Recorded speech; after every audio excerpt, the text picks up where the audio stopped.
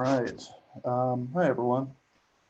So for this project, what we're going to be doing is I'm going to be walking you guys through basically construction of a bipedal, mostly humanoid type character.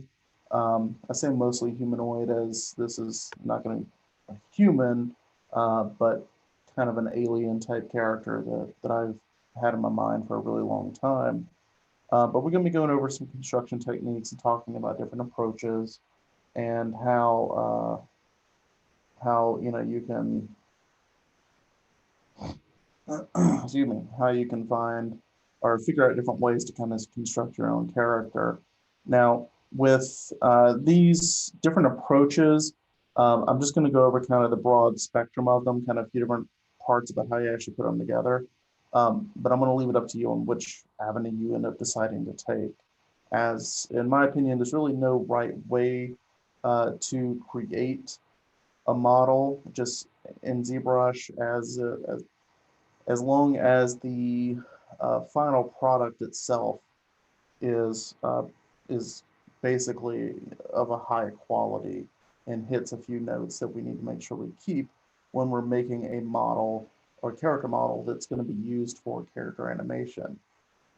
So the the goal of this is to have a bipedal character with legs, feet, hands, and arms, and a head, and facial features in the torso that we can use to rig for the second half of this course.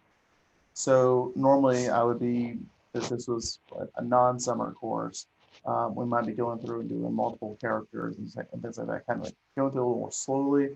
But this one, we're kind of just combining it all, and we're going to be doing focusing or hyper focusing on one particular character and really trying to get that technique down, and then getting it into Maya and rigging it up.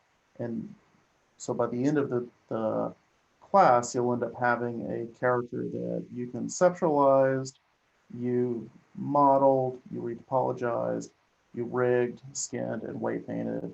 And it's something that you can take with you and animate. If you haven't gone into character animation yet, you can animate it in there or use it in your own shorts. So that's really the idea behind this.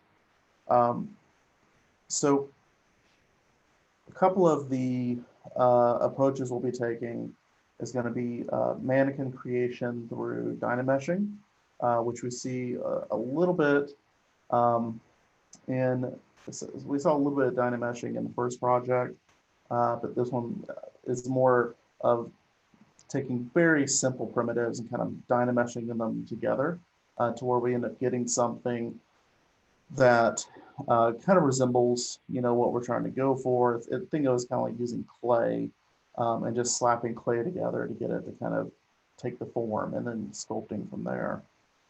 The other approach is using what's called Z-spheres. Z-spheres is mannequin creation through using these extendable sphere forms that we can then turn into a basically what's referred to as an adaptive skin. That is something that we can use and sculpt on top of for that. Okay. Honestly, either one works. And honestly, I encourage you guys to test out both and see which one you like better.